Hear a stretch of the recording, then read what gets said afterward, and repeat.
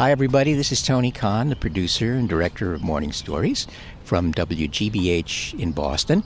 We are coming to you from Studio T, which is a tennis court near some chirping birds and I think some unexpected construction. So whatever you hear, folks, it's for real. It's coming from outside, and we are so glad to be here. It is spring in Boston. Today's morning story is about a friend of mine named Joel Meyerowitz. Joel is a born photographer, but he told me that it was his dad, who was a simple salesman, who taught him how to see. When Joel was a kid, he and his dad would go walking, and his dad would stop and say, "Hey, Joel, look at that cloud up there. Doesn't it look like a hat that's settling on top of that building?"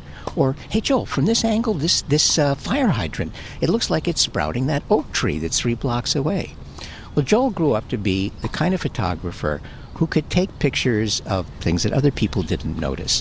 But of all the things I think that Joel has seen, there's nothing he really saw better than his own dad, the year that his dad died. A while ago, along with Joel's own son, Sasha, Joel picked up his dad in Florida, and the three of them drove to the Bronx so that they could spend some time together before his dad's memory faded completely away. Joel made a wonderful film about that trip, and I asked Joel if he'd help me turn the story of that trip into a story that we could send to you. So it's today's morning story. We call it We See You, Dad. Living in assisted living in Florida with Alzheimer's, he was in a shrunken universe. And I thought, the road offers the unexpected and the unknown. There's an adventure inherent in the road. But I also saw it as this little capsule that my son and my father and myself could be in which we could have that intimate time to talk about things, the way people do in cars, to see America as we went north and see ourselves inhabiting it at this time. Grandpa. Yes, sir. You ever been to Disney World? Yeah, I heard of it. Would you like to go? Well, I'll tell you, yes and no. Is in America, miles away from tourist traps, roadside retailers, and packaged experiences. There are no brand names here, no billboards, no churches, no chain stores, just anonymous motels, empty fields, and stands of naked tent poles after the flea market's gone. My father was a salesman who did not sell. He didn't go into a store trying to sell you a product. He went in, he spent a few minutes, he had a few laughs, things were good, he left. I once asked him when I was a kid, Pop, you forgot to take the guy's order. And he looked down at me and he said, "They know why I'm here. I don't have to ask them for anything. I go in, we have a good time." And just as he said that, this guy comes running out and says, "Hey, hi, me, you forgot something." The guy had the order. My father gave me that wink, that knowing wink from father to son, like, "Didn't I tell you?"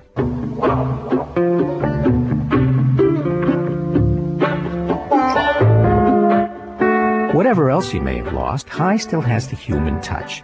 In this land of the lost and the forgotten, at pit stops, soup kitchens, and shelters for the mentally ill, High is as fearless as a frontiersman, armed with a handshake and a sense of humor. He talks with people. What do you think, I'm blind? He poses for pictures. Hurry up, I'm running out of time.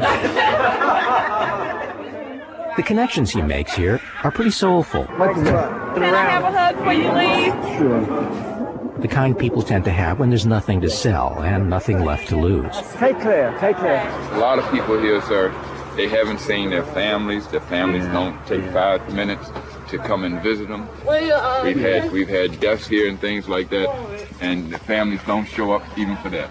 Yeah. So we're their family, and we love them, and you have to work your mind and your heart together in order to take care of them. Yeah. Because when people feel that there's some love in the air, The whole thing is the love. The whole thing is the love. situation.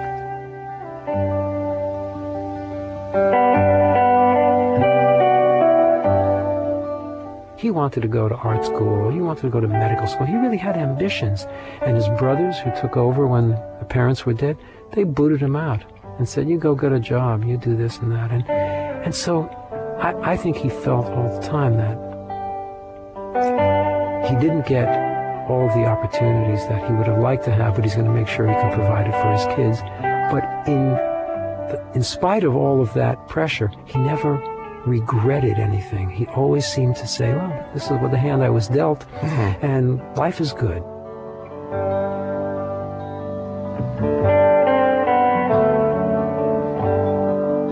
But for Hi, Alzheimer's ultimately is a road to nowhere, and even his awareness of his own family, the one thing he probably worked hardest for in his life, is fading fast. You've got 3 sons. Yes. What are their names? Ricky. Joe. I don't remember the name anymore. Do you remember what it is I do? I don't know. Does it bother you that you can't remember your kids' names sometimes and you can't remember what they do? Well, I tell you, yeah. I see them. Hello. Goodbye.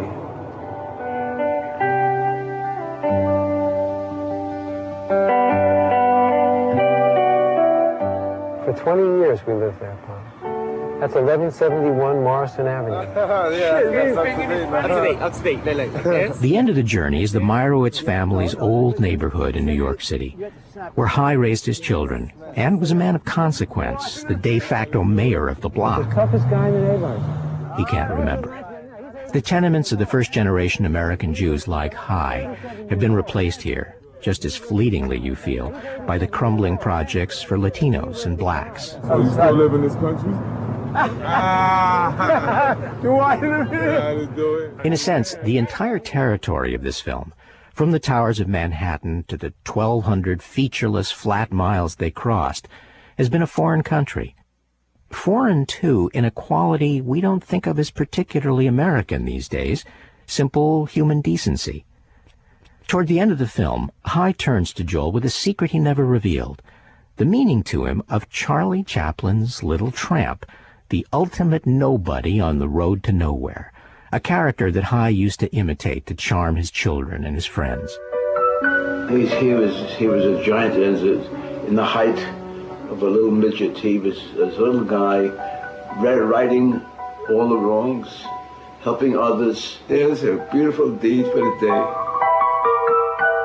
That was what I loved. The goodness.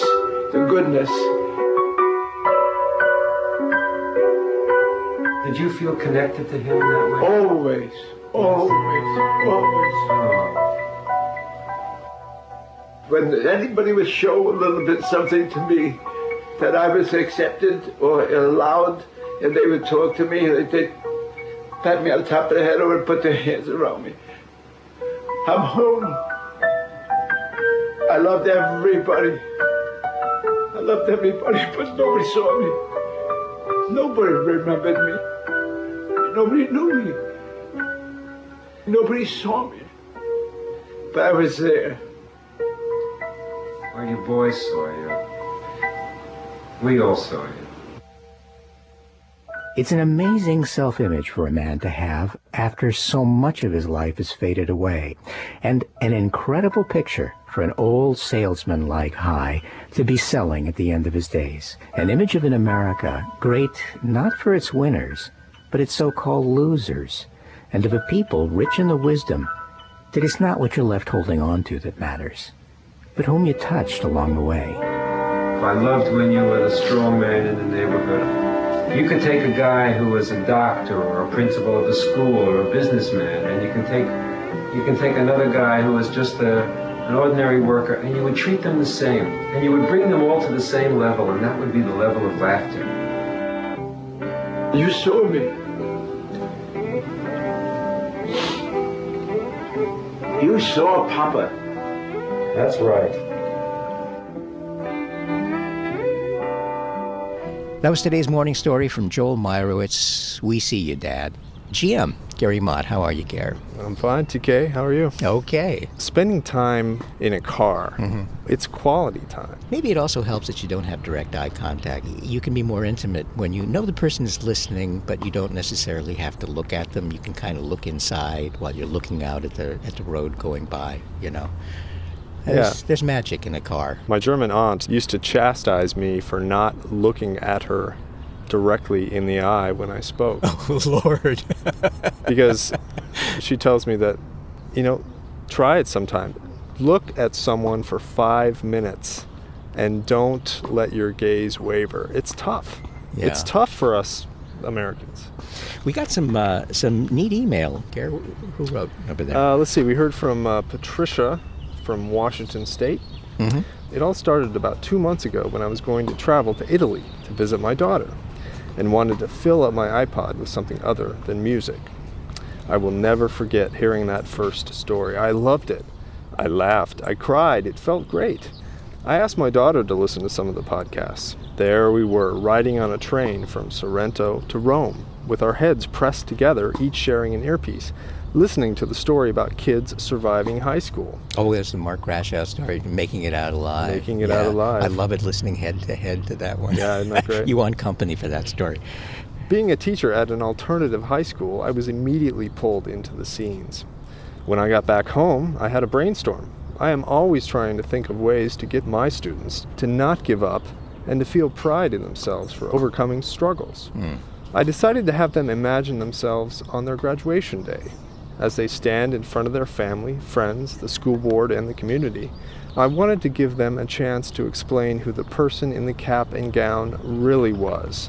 Some of the stories were about blaming others for their problems, but others were outpourings of pain, loss, challenge, growth, success, and healing.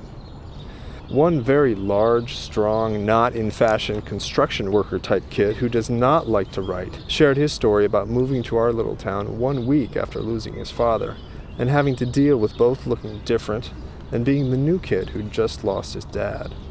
I didn't even think this kid could write. Who would have thought so much would happen as a result of listening to a podcast? Please don't stop producing them. Thanks again for your hard work. That's from Patty in Chelan, Washington. Patty, thanks a lot. Here comes your morning story, and you're in it this time with that wonderful story. I love the way one thing leads to another, the value of a story. We have one short email here, also from Phil in Lynchburg, Virginia, who says, hey, with so many stories immediately available, new subscribers can certainly have a binge, because I've been listening to morning stories for just 2 days. And then he adds, can I say Ipswich? Hey, you can say it. Phil, not only can you say Ipswich, I feel the need to say Ipswich. You know, a leader in file transfer software. Our sponsor for this podcast pretty much since we began. We love them. And you can find out all about them if you want to go to their website at ipswich.com. That's IPSWITCH. And our website, wgbh.org/morningstories. And send us your stories at morningstories@wgbh.org. And we'll be back next Friday. See you then.